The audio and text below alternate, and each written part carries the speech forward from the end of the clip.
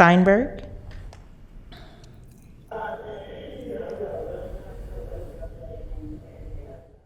Thank you. Chenier. Here. Cerna. Here. Suen. Here.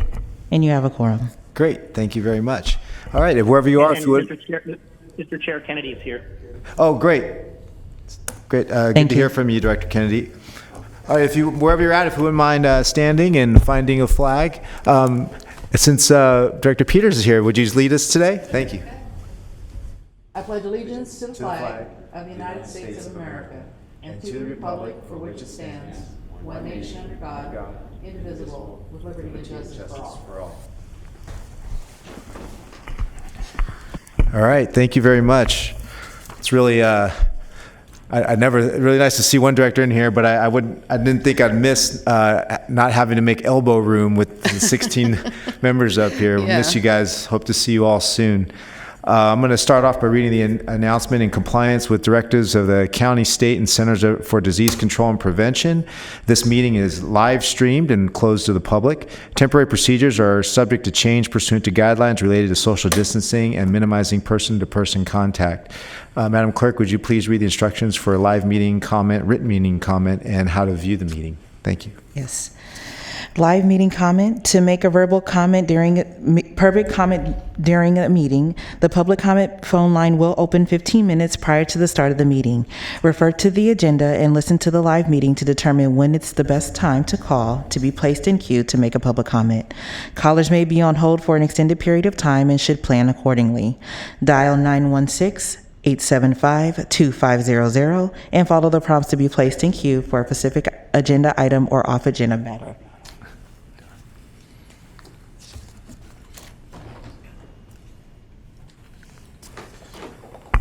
Okay. Sorry about that. That's okay.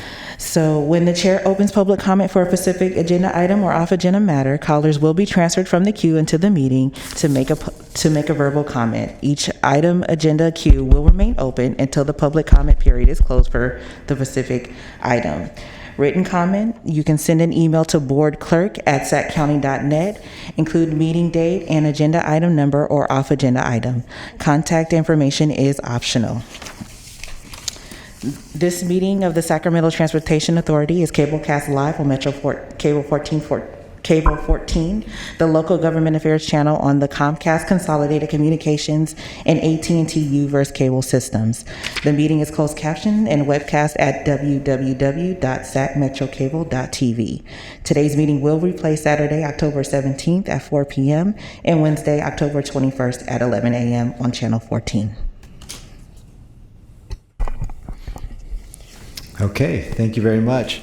At this time, Madam Clerk, are there any comments from the public on items not on the agenda? We do not have any off-agenda public comment at this time. Okay, thank you very much. We're going to move on to item 2 for the Executive Director's Report. Mr. Kempton. Madam Clerk, thank you very much. And I apologize for interrupting you. With face masks on, it's very difficult to see who's talking. I thought Ms. White was reading the announcements. Sorry. Executive Director's Report. Want to start with the status of our recruitment process, Mr. Chairman and members. We reached the final filing date on September 28th. I wanted to say that we had a pretty robust response for the position.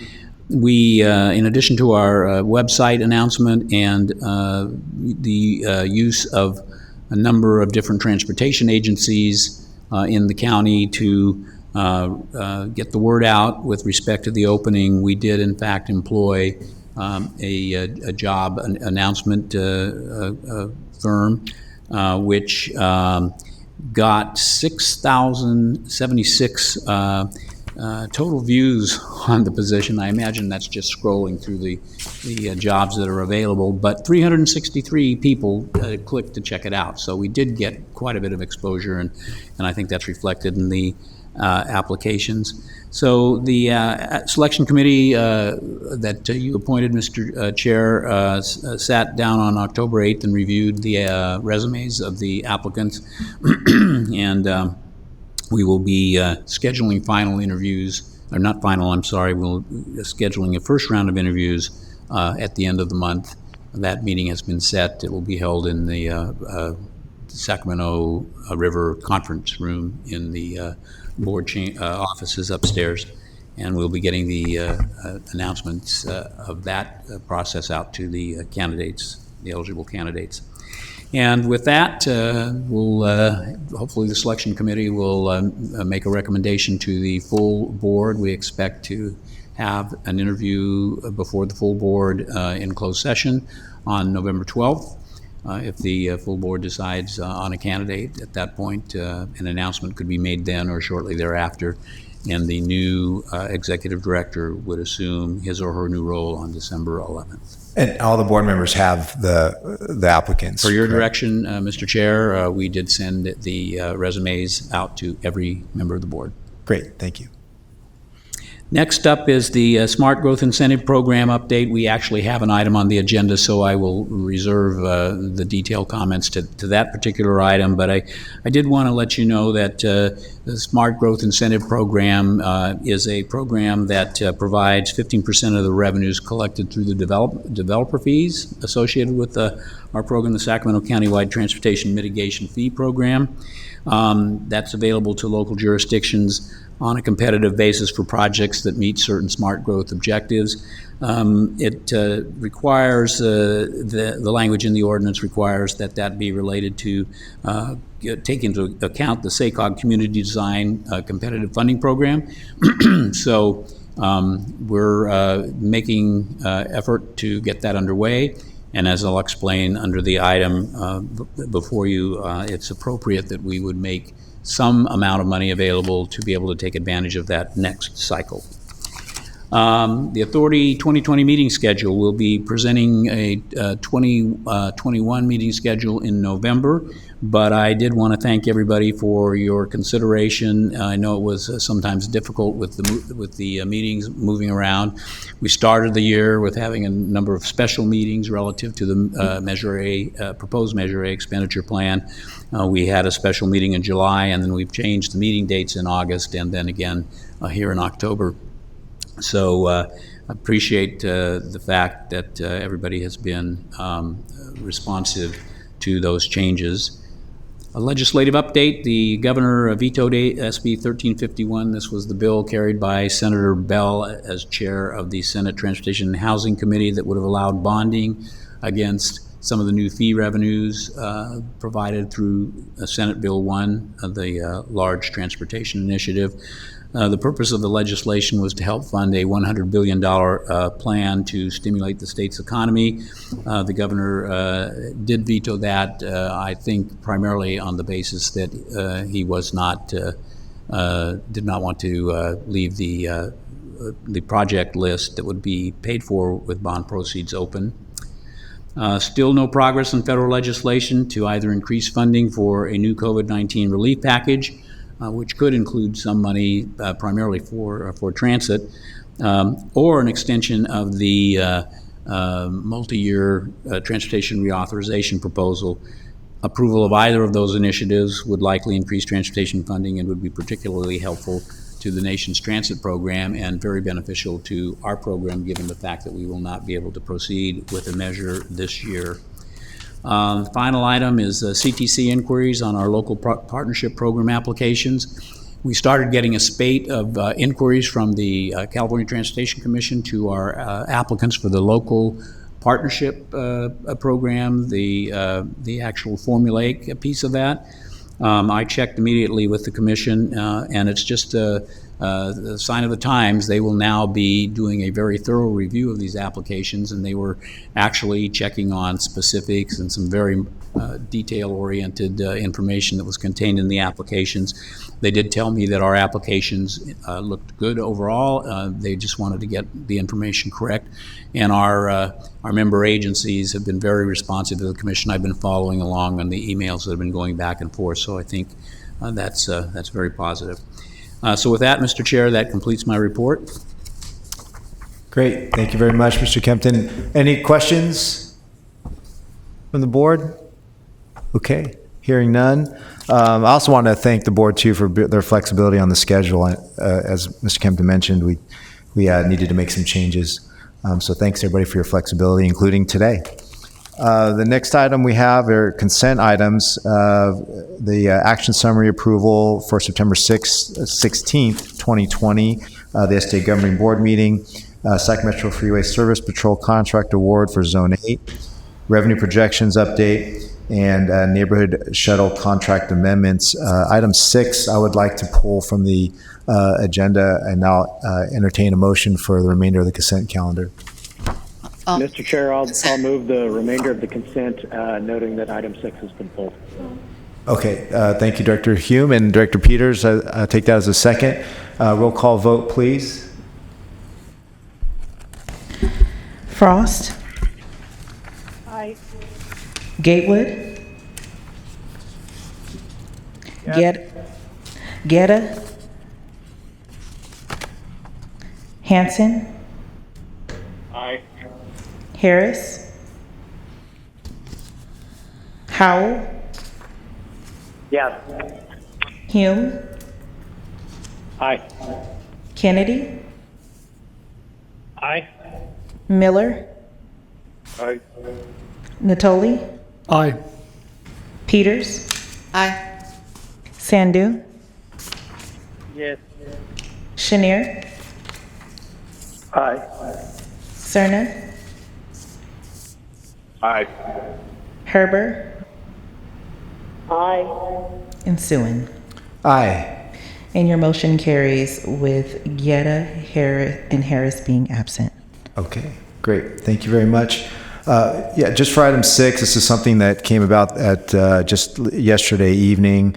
Our staff, City of Elk Grove staff and RT came to a consensus. As many of you know, our city continues to work with RT for annexation, but until then, we still have a separate system, our E-Trans system, and we just want to make sure that this microtransit service, which we are excited to have come into Elk Grove, we just want to make sure it didn't conflict with the current service that we have. So I've asked Madam Clerk and Mr. Kempton to forward to you the agreement. I think all of you have it now via email. Would that be correct? Yes. Okay, thank you. And I'll just take a quick second to read it. It's not long. As part of this agreement amendment, Sacramento Regional Transit will initiate microtransit service within the Elk Grove Smart Ride project zone concurrent with the provision of expanded service in other zones. Service should complement and not conflict with the City of Elk Grove's current fixed route transit service, but must be operated within the parameters of microtransit operations in other jurisdictions. And that's the only language we'd like to be noted and be part of this motion. So with that, Mr. Chair, yeah. question. Sorry, So get back to your I point. Go presume with that, the funding though has been identified, right? So this is not a matter of funding, it's just a matter of implementation? Correct. This is a matter of implementation. And there's been communication with the regional transit, so they know the anxiousness by which the city is Yeah. communicating this to have this included, so. Every day, Okay. Councilman Human and I are making that well known. And I know Brent's here in the audience from RT. So, Mr. Chair, go ahead, Mr. Kempton. if I could make a comment, I would say that I was very pleased with the fact that when the issue was raised, that the City of Elk Grove staff and RT staff got together immediately to work out an arrangement, and jointly we developed the language that's been provided here. And I thought that was a good sign of collaboration, and I got to see a couple of maps showing service, and there's already agreement being built, so it's a positive outcome. Amazing what we can accomplish when we sit down and talk, right? Thank you for noting that, and appreciate our staff's work on that as well. God forbid, Mr. Chair. I'm sorry, say it again? God forbid, Mr. Chair, that we sit down and talk. Yeah, that's Director Hanson. Yeah, great comment. Yep. Okay, with that, I'm happy to make the motion, but I'll throw it out to my board. Chairperson Suen, we do have one public comment on the line. Oh, I'm sorry. Thank you very much for reminding me. Mr. Barnbaum submitted a written comment for all of you. And is Mike on the phone? Yes, so I'm going to transfer him over now. That'd be great. Thank you.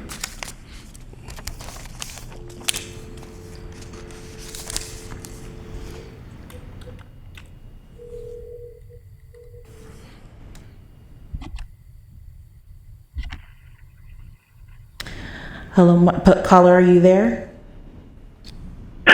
Hello, can you hear me? Yes, we can hear you. Yes, thank you for the opportunity for pulling item number 6 and allowing me to address the Sacramento Transportation Authority on the Neighborhood Ride Shuttle program. Again, it's been a great program and it's been very successful. I just want to stress the importance of starting up the South Sacramento East Farm to Future Neighborhood Ride Shuttle Zone, consisting of 65th Street on the west, Folsom Boulevard on the north, South Watt Avenue on the east, and Florin Road to the south.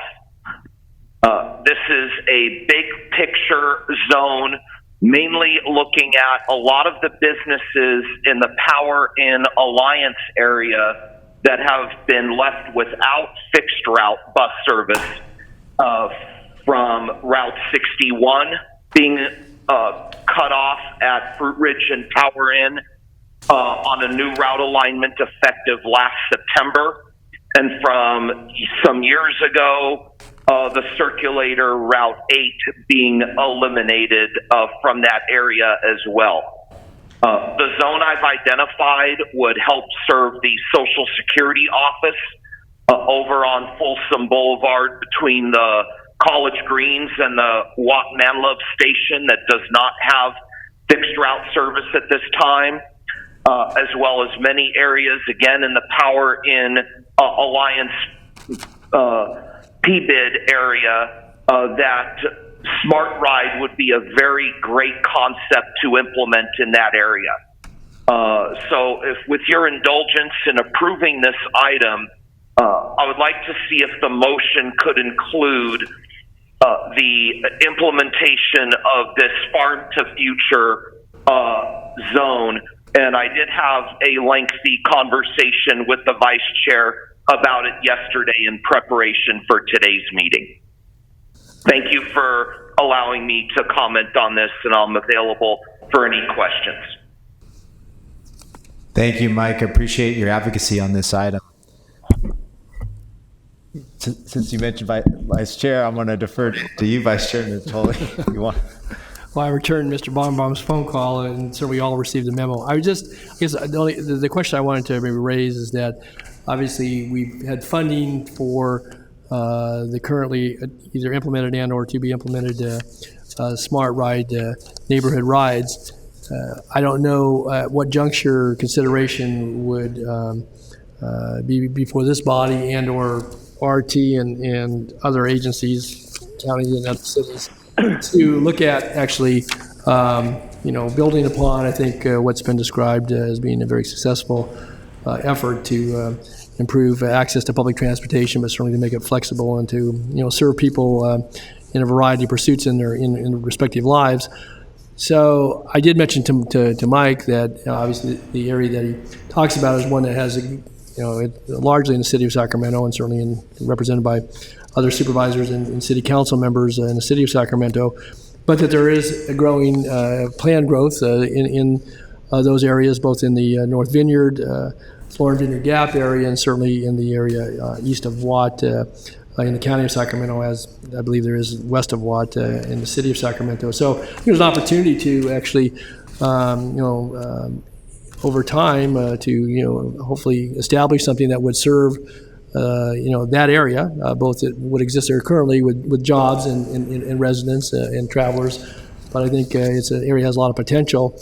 What the funding sources might be, I'm not familiar with that. I mentioned that to Mike in my conversation. But I think it's important that, we keep this before us, and there may be other areas in the county as well. And so I guess my question is that over time, this is a grant agreement, but what are the opportunities, maybe, Will, to expand? I assume some of that rests with this board and funding stream that comes through STA and or the grant monies that are available through Sacog and so forth. But is there going to be an opportunity to look beyond what's currently in place at some future date? Well, the neighborhood shuttle, Mr. Vice Chair, is a specific program with a specific dollar amount included in the Measure A expenditure plan. Obviously, this has been very successful, and so I think that there may be some opportunities to look at as we go through the decennial review process. There may be some opportunities to make some adjustments that the board could take under consideration that might provide additional revenues. I would point out that Brent Berniger is here from Sacramento RT, and you may want to hear from him relative to Mr. Barnburns' suggestion. Yeah, actually, I would, if you don't mind. Thank you, Brent. Thanks for being here. Yeah. Thank you, Director Hassoun and Director Natoli. Thank you for Mike for your comments. As always, anytime there's a request for service, we're going to want to look at demand. So one thing we'll want to look at from this demand is, do we want to put a fixed route service back into that place? Is that a better suited service? But if that's not, and we see a microtransit option, just like Will said, there is some opportunity for some future funding. So today we don't have any funding for that, but just actually a few minutes before this board meeting started, we had discussed another opportunity. So we could bring that back shortly. Yeah, Great. I think it is worthy of a discussion. Yep. And there are other areas in the county that say they're underserved or unserved in cities. But I think it's worthwhile again because it certainly is a facility. I think good usage of public transportation and all the benefits that come from that. And so I'd be interested at some future date, not too distant future, to have at least more information regarding it. Maybe a status update. Obviously, these agreements are before us today to extend them, but I think it'd be a good idea. Yeah, if the board, agrees, perhaps when you come back for a report back, you could identify other areas that for potential expansion that might, give us something to talk about in the future. Will do. Thank you. Thank you. Mr. Chair. Yep. Hi, this is Director Hume. Director Hume. I'll go ahead and move item 6, noting the amendment that we all received by email and that you read into the record. Okay, great. Second from Director Hansen. And second from Director Hansen. Okay, sounds good. Roll call vote, please. Frost. Gatewood. Guerra. Hansen. Aye. Harris. Howell. Aye. Hume. Aye. Kennedy. Aye. Miller. Aye. Natoli. Aye. Peters. Aye. Sandoon. Aye. Chenier. Aye. Cerna. Aye. Herber. Aye. And Suen. Aye. And your motion carries with Frost, Gatewood, Guerra, and Harris absent. Okay, thank you very much. Did you say Frost absent? I think Director Frost is here. Did She didn't I think Oh, she didn't answer. Okay, No. great, thank you. Okay, we'll move on. I'm back. I got disconnected. Okay, welcome back, Director Frost. We just took a vote on item 6 with the amendment. Would you like to? I'm an aye vote. What was okay. the amendment? I'm sorry. Well, it was the amendment for regional transit to initiate microtransit service within Elk Grove, concurrent with the provision of expanded service in other zones. Service should complement. I'm an aye vote. I'm Okay, an aye vote. thank you. Thank you. Okay, we'll let the record reflect that. Moving on to separate items, adoption of principles for remaining capital improvement program, allocations, and approval of a consensus CIP, capital improvement program. Director Kempton. Thank you, Mr. Chairman. We're happy to be able to bring you this item today and hopefully come to some conclusions on how we should handle what has been a very difficult program given what happened early in our program period. As you remember, Measure A was approved by voters in 2004, and that was 4 years ahead of the 30-year program period. And after development of a proposed capital improvement program back in those times, to accelerate project delivery and to be able to get some work underway prior to program inception, a decision was made to bond against some of the anticipated revenues that would be collected beginning in 2009. The resulting debt service, the cost of additional bonding since that time, and the cost of additional bonding since that time has reduced available project funding. And compounding this problem, we suffered a severe recession right after Measure A was implemented in 2009. There was a significant drop in projected sales tax revenues, and then there's been less than expected return on the developer fees for the program as well. The net impact of all of these changes is that there is only about 54% of the original amount of money expected to be available for the capital improvement program, which was $1.4 billion at one time, and that 54% equates to $761.2 million. So that is a very substantial reduction in dollars for the program. We've gone ahead with implementing the program based on the available dollars, and $524 million has been spent or committed to the program through recipient agency contracts. As I'll say later, there are 10 recipient agencies included in the expenditure plan. Those contracts expire for all but Caltrans and the county in 2020-2021. That's at the end of this fiscal year. And it's important to note that all contractual obligations and all requests for funding to this point have been met. However, meeting these obligations through the end of the contracted timeframes will reduce the amount of funding expected to be available for the rest of the program through 2039 down to an estimated $236.5 million. There is also a need to implement additional capital programs as required by the expenditure plan, such as the Smart Growth Incentive and environmental mitigation programs. And that funding, which is required by the expenditure plan, will place an additional $34 million demand on that $236.5 million. So the issues for consideration by the Governing Board are to determine appropriate distribution amounts for the remaining CIP and capital program funding, and to address the equity problem that has resulted from project spending to date. When I say the equity problem, I'm talking about the timing of some of the projects that were in the original capital improvement program, those projects that got out of the gate early, and for good reason, to get them done, to take advantage of early delivery. Agencies that received those funds got, in many instances, a much higher dollar level than even what 100% of an adjusted allocation based on the reduction from 1.4 billion to 761.2 million would be.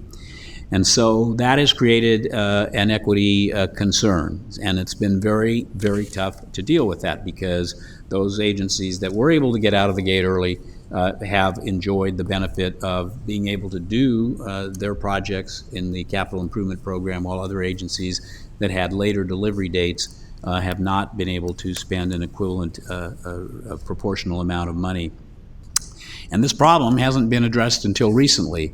It first surfaced previously in 2017, and I think it was decided that we could continue to fund at the level that was being requested through, as I said earlier, 2021, and therefore we would wait to see what the results of the effort to pass a second measure would be relative to providing additional money. Well, obviously in July, the board rescinded the ordinance and withdrew the request of the Board of Supervisors on that particular measure. And so there is, at this time, no new revenues that will be provided through an immediate measure. So we have asked a subcommittee of the Professional Advisory Group, which has been very helpful, I might say, as your executive director, and working through a variety of these issues, not just with respect to the expenditure plan, but this kind of issue. Again, the Professional Advisory Group, which consists of not only recipient agencies, but other agencies that have a relationship with the STA. It's been certainly helpful to STA staff to be able to try to resolve problems by engaging those folks. And we brought together a group that included representatives from the county, Elk Grove, Citrus Heights, the city of Sacramento, the Connector Joint Powers Authority, Caltrans, and Sacog to develop recommendations to address these issues. The subcommittee and the recipient agency members of the PAG have reached an agreement on a proposed set of principles, and if I could ask the clerk to go ahead and put those on the screen, I am going to summarize them for the benefit of the members without having to go through these list of principles. The first summary point is the principles require compliance with the Measure A ordinance and expenditure plan. That it goes without saying. The second set of principles that deal with equity would ensure. Hold on, yeah, we're gonna. Sure. Yeah, we're doing the rotational thing. I think it only rotates one way. All right, there we go. Now, what I am doing in terms of summarizing them will not follow those points. If you prefer, I can follow those points, but I was trying to, because there are 12 of them, I was going to go through a summary of them, if that's acceptable. Yeah, go ahead. The next issue is equity, and we want to ensure that agencies which have received 100% of the adjusted allocation amounts will not receive additional CIP funding through 2029, which is the end of the next decennial review period, and all jurisdictions should receive at least 100% of their adjusted allocation amount. And I'm going to take a moment to talk about the adjusted allocation amounts here. The allocation amounts used in the calculations for the distribution proposal are based on the $761.2 million, as I talked about. The original allocations were based on the $1.4 billion. So what we did to determine the adjusted allocations is we took the same percentage for the recipient agencies, applied against the $1.4 billion in the original capital improvement program, and we used that percentage to determine the distribution of the reduced amount. And that equals an adjusted allocation to each of the 10 jurisdictions. It's somewhat complicated, but that's how we did it. And again, for those jurisdictions that had their early project work, most of them are well over the adjusted allocation amount because they got out of the gate early, as I said, and they were basing their program on a much larger amount.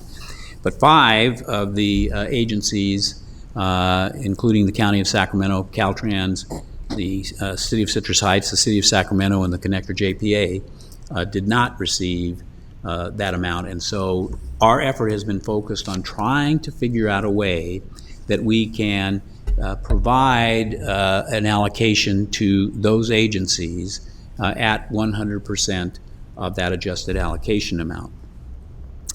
So I would say that we've been successful in the proposal that we're going to make to you today, not with respect to having the dollars that are available to do that, but by taking a different approach to the capital improvement program, which I'll outline in just a moment. We could not meet this particular principle for Caltrans, and that is because Caltrans had such a large amount of the original program that the adjusted allocation amount for us to try to meet that amount for Caltrans would have made our situation even more difficult in terms What was that of number? Available dollars. What was that number? The number, if you tried to reach that number, you said you would have. That number was $167 million for Caltrans. Okay. So that was On the adjusted. pretty size at the adjusted allocation. Yeah. Is that correct, Mr. Lewis? No. Yeah.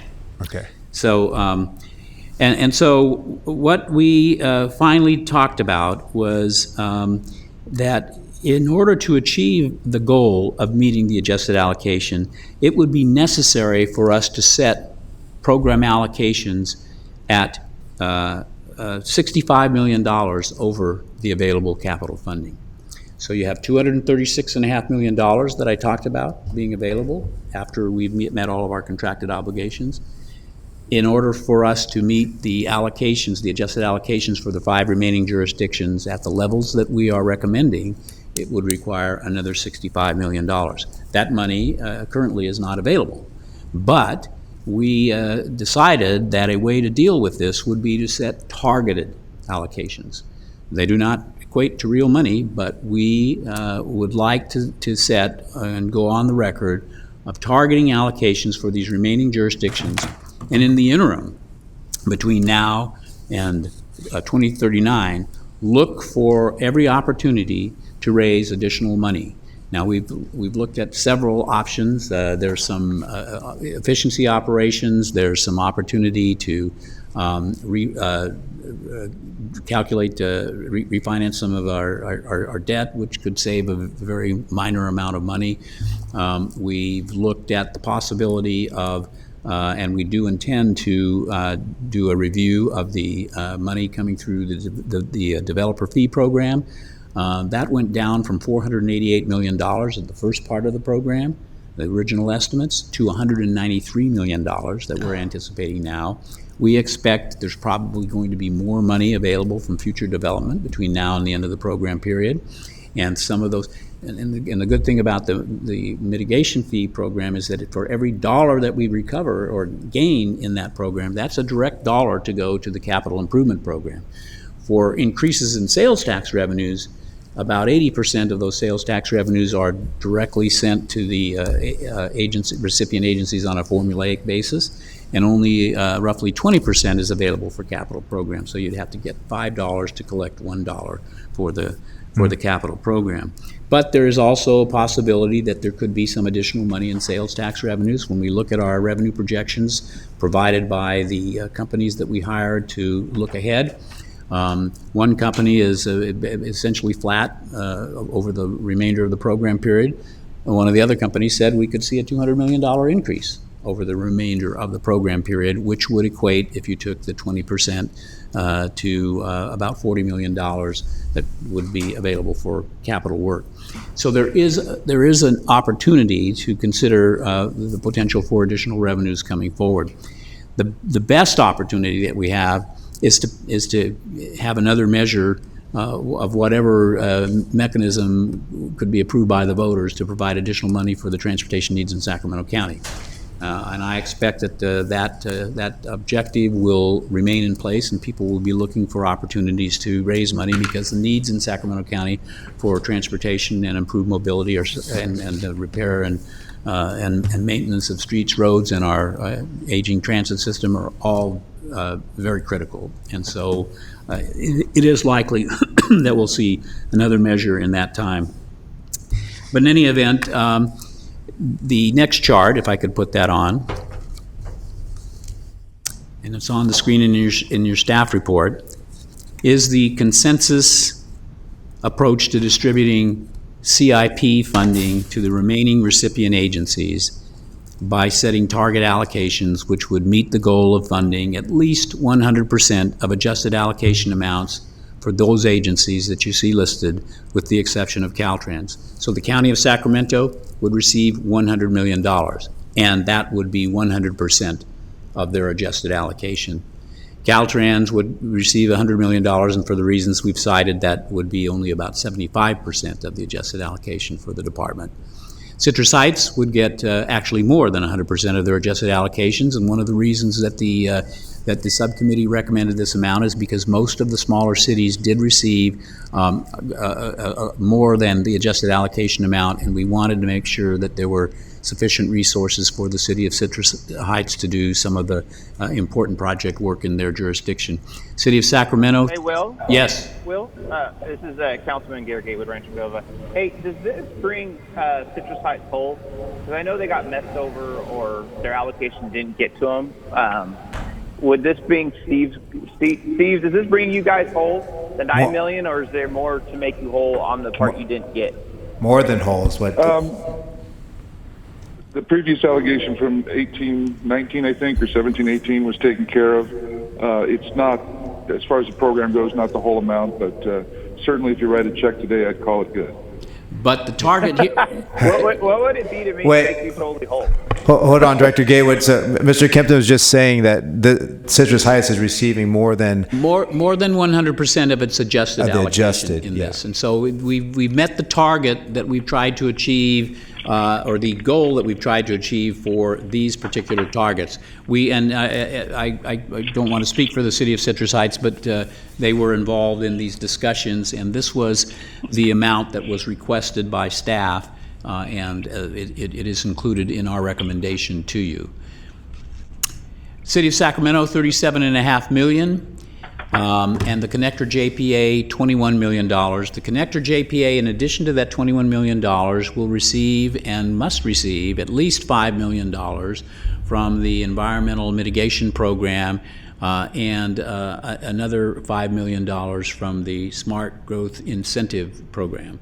And so the actual amount that will be available to the connector JPA will be something on the order of $31 million. That totals $267.5 million. That's over the $236.5 million, as I told you, was available.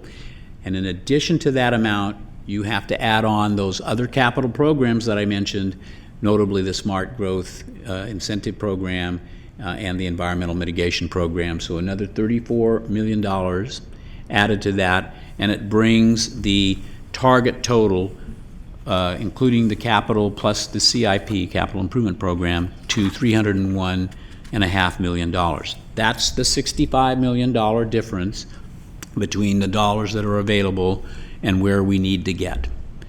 Now, in the interim, this proposal, and we recognize this in the documents that we've provided to you, if the additional revenue necessary to support these target allocation levels does not materialize over the life of the program, then available CIP funding will be based on what money is available, and it would be distributed proportionally to the 5 recipient agencies listed above.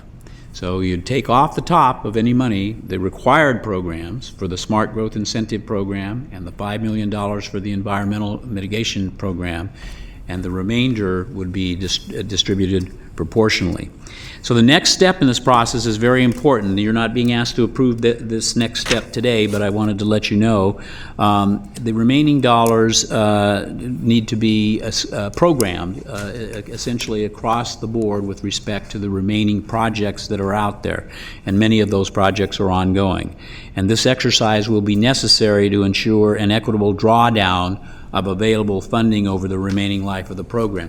We don't want to get into a situation where we go through this exercise and work very hard to attain some equity, and then one jurisdiction or the other runs in and draws down their dollars more quickly than others. And so we want to make sure that the drawdown remains equitable, and we can accomplish that through this programming exercise.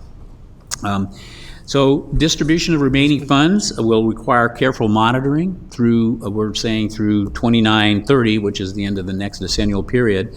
And we recommend, as part of these principles, that that will be a time for reconsideration of the status of the capital program and potentially other changes that might be required at that period of time. Look at the revenues. Are they coming in in the amount that is necessary for us to achieve these targets? Do we have to reduce those targets? Do we have to make any other adjustments?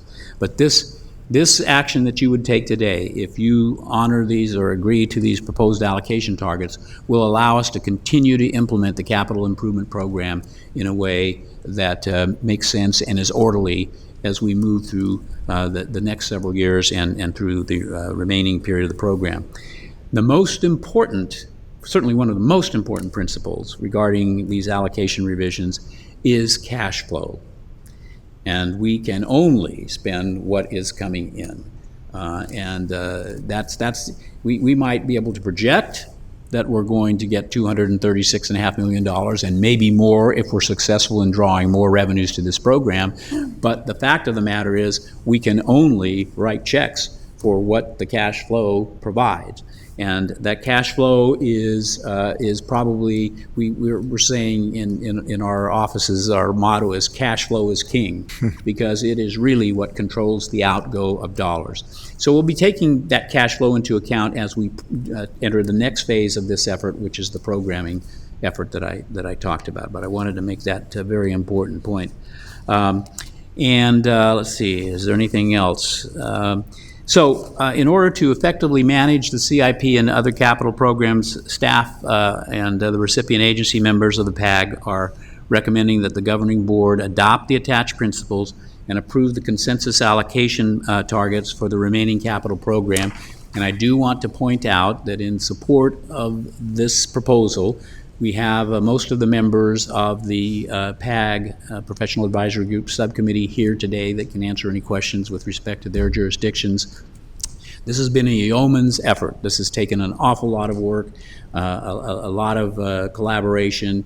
And again, I'm very pleased to see how we were able to come together on a recommendation to you. Even though it's a targeted allocation process, we will at least be able to continue with the capital improvement program. We'll be able to implement the remainder of those required capital programs that I mentioned, and we'll be able to move forward, hoping that we can gain additional revenues, not just over the next decennial program period, but through the remainder of the Measure A program in 2039. That would complete my report, Mr. Chairman, and I'm sorry it was rather complicated and drawn out, but... Well, it's a complex issue with not a whole lot of money to go around. So I also want to commend, all the PAG members who participated. It isn't easy when, we're talking about, losing 46% of your original program and trying to work around that. So we'll go to questions right now. I know Vice Chair Natoli, you had a question? Yeah, thank you, Mr. Chair. A couple points here. Well, as it relates to, and I know we're going to, you're going to touch on the programming in a moment, and that's not what's before us in any definitive form besides the allocations today. But what I wanted to ask about is that if, for example, of the 5 agencies that are listed there, there may be a menu, maybe a short menu of projects, but I guess I'll just take the Caltrans example. If for example, they have a project, and typically their projects are of a larger magnitude, and that project is ready to go 2 or 3, 4 years from now, and we're still only not even just past the midpoint in all this. We're trying to manage the cash and so forth. How does an agency then it could be the county or any one of these, but that if I look at that, I imagine the county probably has a variety of projects there that are still part of that menu. How do they get to that number, or any number? If you're really not accumulating money, I guess maybe are you going to assign it so they can set it aside in the bank, so to speak, and bank it, or is it going to be up for divvying up annually? And then as it becomes clearer or foggier as you get closer to the end of this thing, if those target amounts is one thing. If you have 5 projects and one of them's 15 million, and you can do that in 2 years' time or whatever. But if you got $100 million allocation, for example, Caltrans hasn't drawn on any of theirs, so to speak, or very little of it, that if they need it, how do they get? I guess I'm just puzzled is how do you get there at that number, particularly if you only have, say, 1 or 2 projects? Well, probably my first response would be that these are targets. These are not allocations. Right. No, I get that. The $100 million that you see there for Caltrans is not in a pot. No, I know it's not. Bank. Yeah. So what will govern over the next several years will be taking a look at the cash flow, what will be available from a cash flow perspective. We'll be looking at the ongoing projects, the schedule of those projects now. We'll be listening to the recipient agencies in terms of their priorities as to what goes first. But they will not be able to complete the work based on these targets until those new monies start to come in. And it's a not a good situation. And in Caltrans, and Wayne is certainly, and if he wants to comment, I know a little bit something about Caltrans. The fact of the matter is that Caltrans, if they were at a point where they could not deliver a project because they didn't have sufficient funds, sufficient Measure A funds, they would have to identify funding from some other source if they wanted to move forward with that project in the instant time. Okay. And if they wanted to wait and see where that goes, it certainly requires, as we go through this programming exercise, that all of the agencies are going to have to look at their schedules, because you don't want to get into a situation, and if Caltrans doesn't have the money to go out to bid for a project, they're not going to go out to bid with the project. So it's still a challenge, and this programming exercise is going to be a very important element of the overall effort. So we set the target allocations first. This is what we want to do. This is how we want to make the remaining 5 recipient agencies whole. We'll be working separately to try to gain more revenue for the program, but we're going to schedule or program these dollars in a way that fits within the means as we go through the next several years. For the connector JPA, does that constitute with the additional 10 million, which would total 31 million total? Does that constitute 100% of their adjusted total? The $21 million for the capital improvement program is 100% of their adjusted allocation. The other money is from capital sources. And it was earmarked in the measure, what you were saying. Right, but it goes to the JPA. It goes to the JPA. Okay. One other question I had then on the piece about having to begin to make pay down the principal beginning in, I guess, 28, 29 for the last 10 years. As you're looking at financing mechanisms, are there any strategies that would help us to retire that debt early? And I don't know what all the calls are or not, where you could retire some of that debt early and then accrue savings in some of those out years versus having to, pay off those big chunks over the last 10 versus some way to spread that. And again, somebody smarter in finance than I am could, chart that out for us. I know we've had those discussions over the years about how best to both anticipate. These are all projected revenues. I mean, none of this money is here and yet, but we know that debt's there. So are you looking at some strategies, or are consultants looking at some strategies that would, might be a little pain for a year or two, but then give us, greater flexibility of this body in the out years, again, recognizing that it's all dependent upon the cash flow. But we can... That's a question better answered by your Chief Financial Officer, so let me ask Mr. Jones to come up and answer that. Okay, good. Hi, Chris. That's a really good question, Director Natoli. Yes, we are working with our consultants right now to identify strategies that might generate some cost savings in our debt program. However, because we are in a situation where most of our program is variable rate debt and we have interest rate swaps with 3 different financial institutions, in order to make any changes to those agreements or to reduce that debt, and to do so early, would require us to buy out those swaps, and those are very expensive right now. So that isn't really a viable option for us at this time, but we do have a small amount of fixed rate debt, and we could amortize that over a new period of time, a different period of time, and generate some savings, in particular in this low-cost interest rate environment. So we are looking at that currently. And you have to ride the swaps out all the way till 39? I mean, that is correct. We do need to ride them out until 2039. However, as interest rates climb and they get closer to parity with the interest in the swaps, it becomes less expensive to buy them out.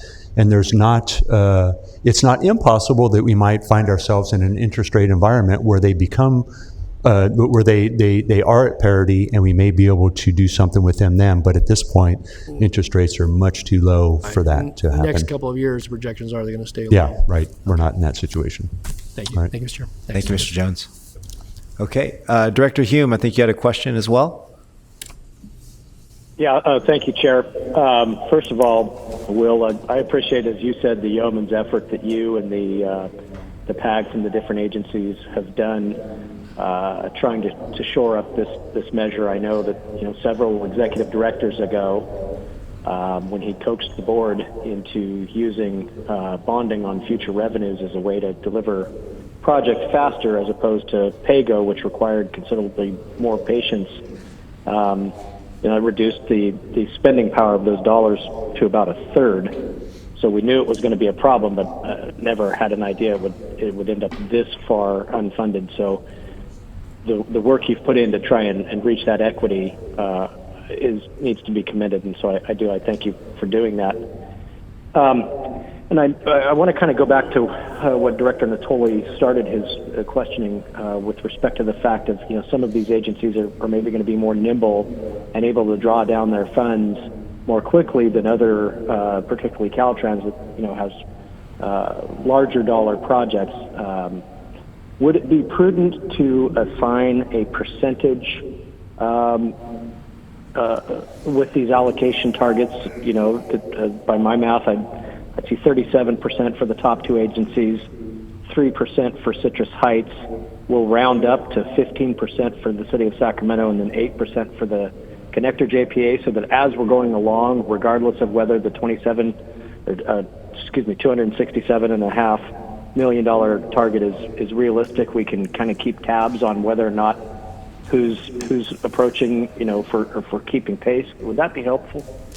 Well, I think, Director Hume, that's exactly what we intend with the programming exercise, because, again, I mentioned earlier that the ultimate payout will be based on the dollars that are available, and if they don't total $301.5 million, then the money going to the CIP program will have to be distributed on a proportional basis. That's similar to your percentage suggestion. So I think we accomplish what you're suggesting via this programming exercise, and one of the main purposes is to make sure that somebody doesn't run away with the store, that we are that the money, as I said earlier, is equitably distributed. So I think we're really accomplishing the intent of what you're suggesting through that programming exercise. And that will come back to you. Great. We'll bring that back to you when we finish it. Yeah, just a suggestion, Will, maybe you have the percentages listed. I recognize, you put the dollar amounts with the 267.5, but to Director Hume's point, you actually came at it the other way with the percentages, and then it's reflected now in these dollars. So maybe just for future staff reports, we'll show the percentage that you guys had come up with, and that'll get carried forward from here on out, regardless of we can do that. Funds. Okay, Director Hansen, I think you had a question as well. Yeah, I think Director Hume kind of addressed it, but Will, thank you for all the work on this. This is a complicated mess to untangle, and I think you and the PAG have done it probably as best as anyone. I guess a little bit different question than Director Hume is, given the immense backlog of needs from a fix-it-first standpoint, as money flows, is there some priority given to projects that come in to fix existing roadways or other types of projects versus building new? I ask that because obviously a lot of the things that we might want to do that are brand new versus fix are going to be a lot more expensive than the next 20 years will allow based on this 267.5. So is there another dimension to this that's important for the board to understand? Well, the priorities would be set by the jurisdictions. So in the case of the city of Sacramento, the $37.5 million that you would have as a target under this proposal, you would determine how those dollars get spent with this caveat. That the projects would have to be included in the Measure A expenditure plan. And that's the capital improvement program projects that were identified from the beginning were projects that were specifically enumerated in the expenditure plan. There are some opportunities for what the kind of thing that I believe you're talking about, and that are of importance to the city of Sacramento and to other recipient agencies. And we're going to talk about that a little later on in the agenda, and that's the Smart Growth Incentive Program, an opportunity to leverage some pretty minimal amounts of Measure A dollars to attract a greater amount of grant funding through the community design program that's administered by Sacog. And those dollars could be used for the kinds of activities I think you're talking about, Director Hansen, and I think obviously the city would have a very good chance of competing effectively for some of that money. So maybe I'll leave it at this. At our last board meeting, I thought that the decennial review of the expenditure plan should be tied to this item. For that very reason, there are a lot of things that were planned in 2004 when this was on the ballot to take effect in 2009, or probably planned prior to 2004, that in the context of such a shortage where some jurisdictions have gotten well in excess of their allocation, when you not just look at the raw dollars, but then the cost of debt service on top of that. So it feels like without a supplemental measure, which obviously is off the table right now, that the remaining monies should be best spent on fixing and rehabbing current infrastructure. But that's not really what's presented to us, to your point, Mr. Executive Director, because we're only operating within the current CIP plan for this allocation. So we don't really get a chance to revisit how the dollars tie to the projects. We're just given a overall allocation amount and said, this is the best way to meet the prior expenditure plan's commitments, even though we know that we've fallen far short, and some jurisdictions have not only received in excess of their proportional share, but we're paying debt service on that because of it. So this is a bitter pill to swallow. I'll end up supporting it today, but I don't think that the policy conversation is well tied to the fiscal conversation, and that's what gives me pause. Well, Director Hansen, I think you talked about tying this to the decennial review, and in effect, everything is subject to the decennial review if you, as the governing board, choose to make changes, and we go through the process to implement those changes. There could be some redirection. What you're asked to do today is approve these proposed allocation targets. We're not asking you to approve specific projects. The projects that are identified in the capital improvement program right now are projects that are included in that expenditure plan, and they're specifically enumerated. If through the decennial review process you wanted to make some changes, particularly in, let's say, in the city of Sacramento, as to how these allocation targets, if they're realized, how you would spend those dollars, you could propose a change in the project mix, and if it is approved by the governing board and goes forward for approval by the cities and the county, and goes through that approval process outlined in Section 12 of the Ordinance and Expenditure Plan, then you could do that. I understand. I just think that the county, the city, Caltrans, in particular, are losing the most of the opportunity here because of the way this has been handled. And, we're going to get onto that item, so I won't belabor it, but I don't believe that we should be doing these as separate items for that reason. Okay, thank you, Director Hansen, and I appreciate your concern. I don't think anybody's happy with this situation. Like I mentioned earlier, we lost 46% of this program with between the recession and bonding to get funds earlier. So it's we're dealing with what we have. Are there any other questions at this moment? I want to go to public comment, and then I'll bring it back for more board discussion and action. We do not have any public comment at this time. Oh, okay. Mr. Chairman, could I suggest, and I don't know if they would like to comment, but they've given a lot of their time and are here today. If any of the members of the subcommittee had a comment? That'd be fantastic. Absolutely. Does anyone part of the PAG want to come up? Mr. Lewis, thank you. Caltrans.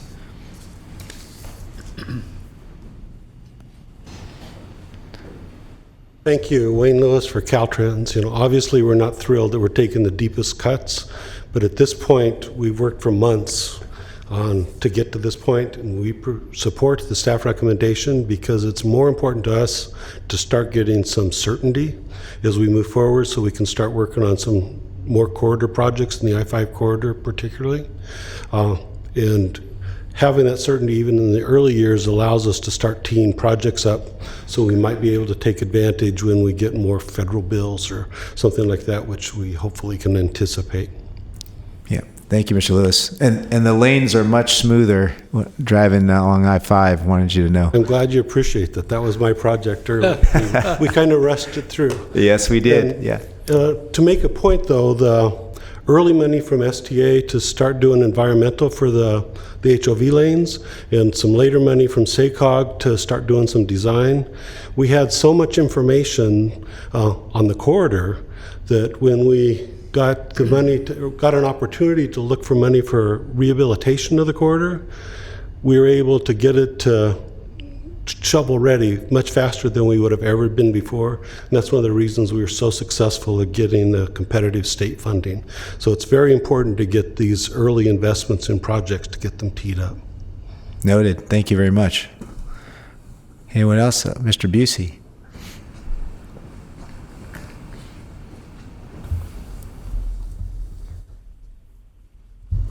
Thanks, Kevin Busey, City of Elk Grove. Yeah, I just want to say that there was, like Will described and Wayne was describing, there was a ton of effort that went in to all of this and looking at it in several different ways to get to this point that we're at now. So Elk Grove, at least at the staff level for sure, supports this approach. But yeah, just a ton of effort to get here. And I think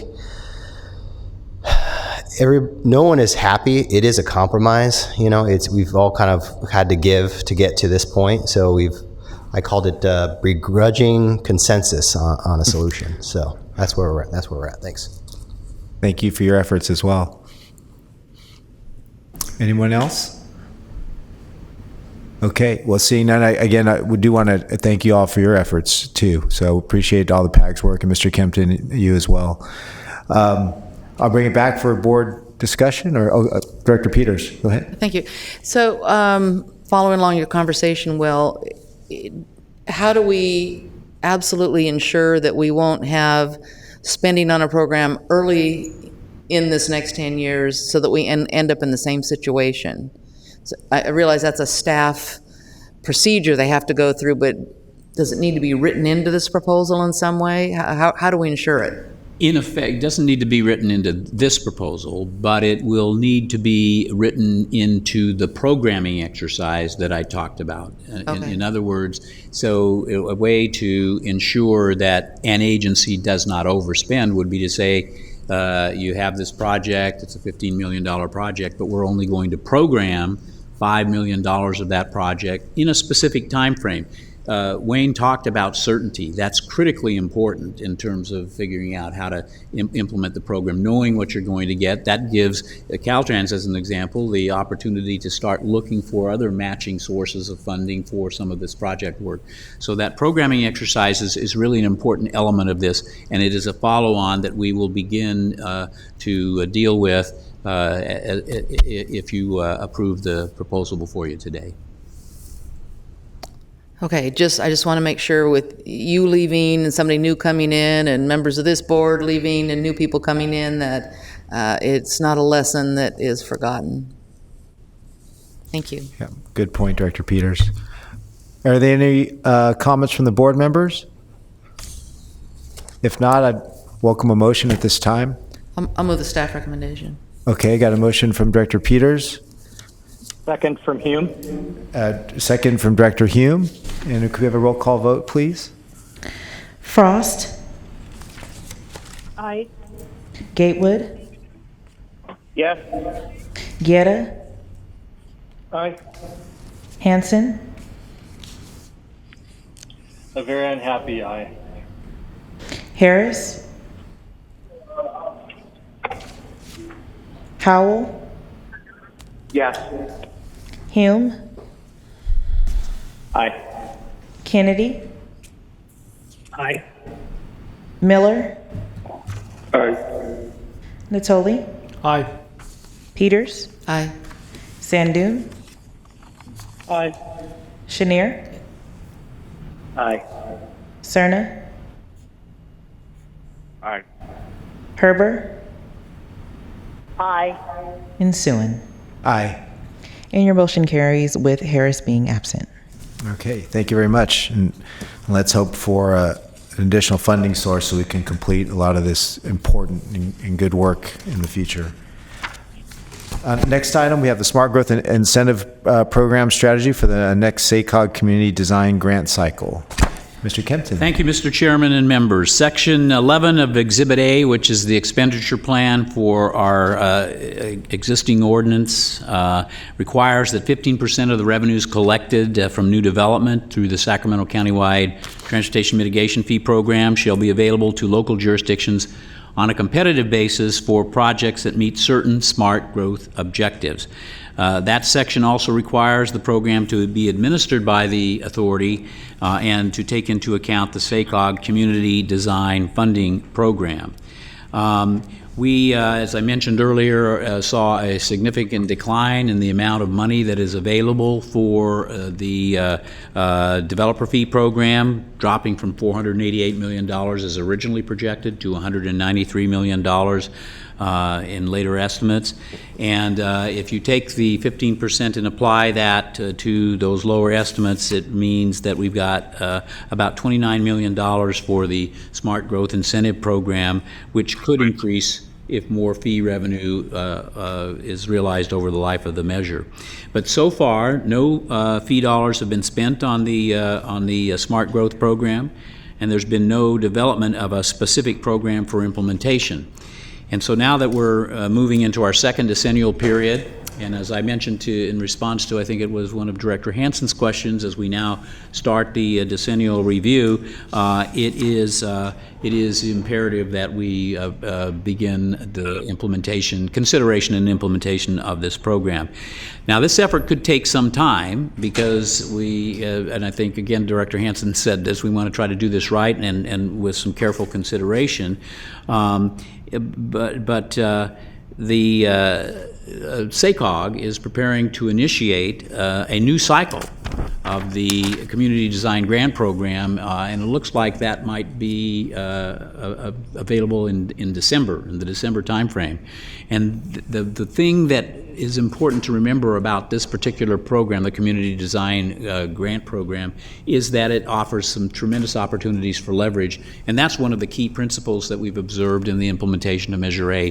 Take our local dollars and try to leverage more money. Caltrans is a master at that. So we think that recognizing that the development and implementation of the Smart Growth Program is overdue. There's still a significant amount of effort, as I say, in collaboration, which will be necessary prior to bringing recommendations on the full program and how those dollars, limited as they are, get distributed. That we need to come up with a strategy to provide Measure A funds for the upcoming Sacog program while preserving the ability to develop a longer-term effort that equitably distributes revenue from this limited funding source.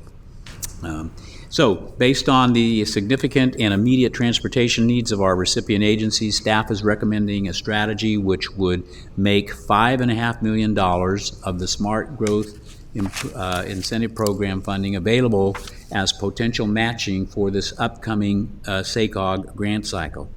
Providing $5.5 million from which grant applicants can draw matching funds for the upcoming program will ensure that Measure A recipient agencies can take advantage of near-term leveraging opportunities. Just to give you an example, it's possible that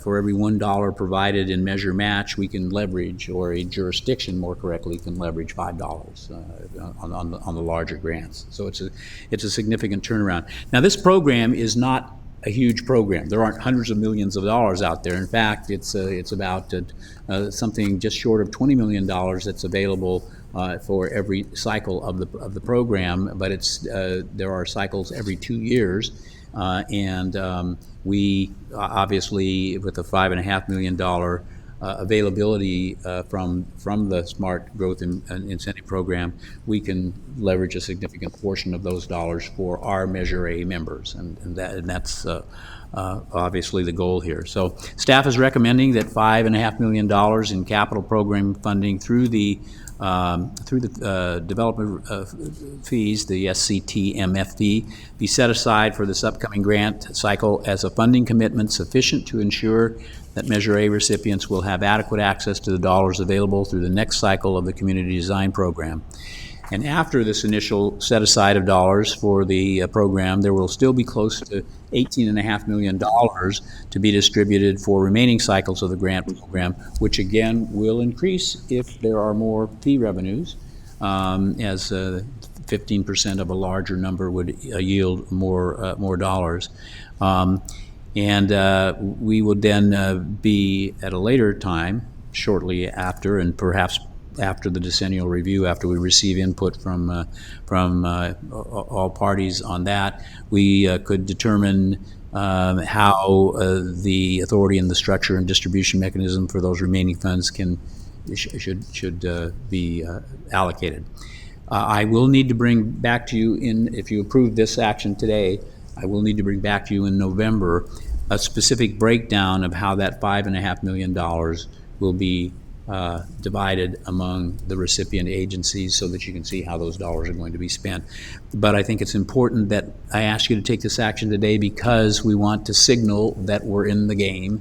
We want to let our recipient and member agencies know that there's an opportunity here so they can start working on their grant requests, and we want to signal to Sacog that we're going to be providing money for our members to participate in the effort. Okay, thank you very much. Any questions for Mr. Kempton? Seeing none, I'm going to go to public comment. Are there any comments, Madam Clerk? We do not have any public comment at this time. Okay, thank you very much. Bringing it back to the board, leveraging is certainly a good thing if we can take advantage of it. Peters will move. Okay, motion by Director Peters. I'll go ahead and second. And roll call vote, please. Frost. Aye. Gatewood. Yes. Guerra. Aye. Hanson. Aye. Harris. Howell. Hume. Aye. Kennedy. Aye. Miller. Aye. Natoli. Aye. Peters. Sandu. Aye. Oh yeah, you guys turn off your speakers if you're not talking, please. Thank you. Chenier. Aye. Cerna. Aye. Herber. Aye. And Suen. Aye. And your motion carries with Harris and Howell being absent. Okay, thank you very much. Next item, reinitiation of 2019 Decennial Review. Mr. Chairman and members, this is a receive and file item talking about the decennial review process. I wanted to give you a report on where we are with getting this underway. At your last meeting, you approved a specific process and kind of a timeline for activities, notably the public hearings would be held. We are currently in the first phase of the effort, which is to advertise and publicize the fact that we're conducting a decennial review. We have the information on our website, but we are going to be doing what I call an email blast. I'm hopeful by later this week which will be sending information out to the same group of transportation interests and agencies that participated in the development of the expenditure plan. So it's a broad-based group of people that are interested in this, and so they'll get copies directly of the email explaining the process and outlining the schedule for input. Just to reiterate, we would be conducting a series of public hearings to be held in conjunction with scheduled authority meetings over the next 3 months, beginning in November. While my report says per section 12 of the ordinance, the first hearing will take input from local governments, there's no set order for these hearings. It's just listed in that order in the expenditure plan, but we're going to ask for input in November from local governments.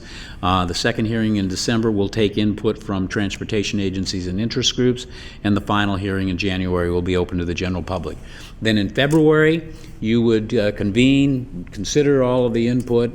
Staff would be making recommendations as to what might be appropriate to pursue from a standpoint of any amendments to the expenditure plan. If you decided on initiating any amendments, you'd have to recite findings of necessity, and then the information would be sent to the Board of Supervisors and City Councils, and they must respond within 60 days after the date notification is provided. If there is no response, it's deemed approved by those agencies. And then we would come back and adopt the changes in the May timeframe. That would allow us to satisfy the requirements of the resolution that you passed in January of this year, actually deferring the decennial review, which requires that you have to complete the process by June 30th of 2021.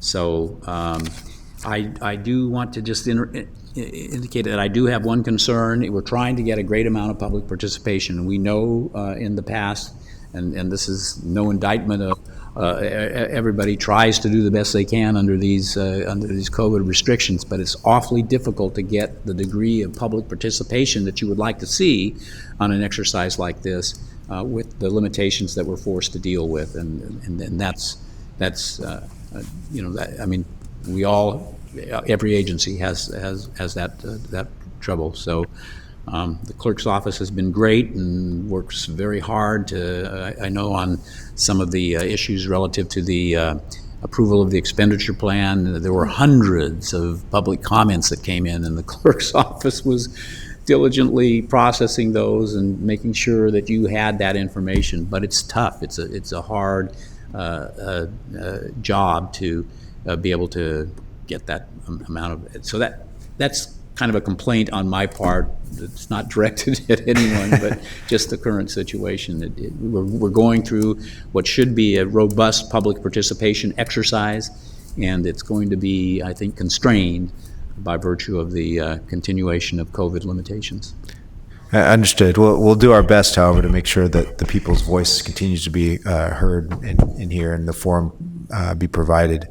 I do want to add, hopefully it goes without saying, from item 7, that as part of the background in this decennial review are the financial challenges that we've had to contend with to the implementation of this measure.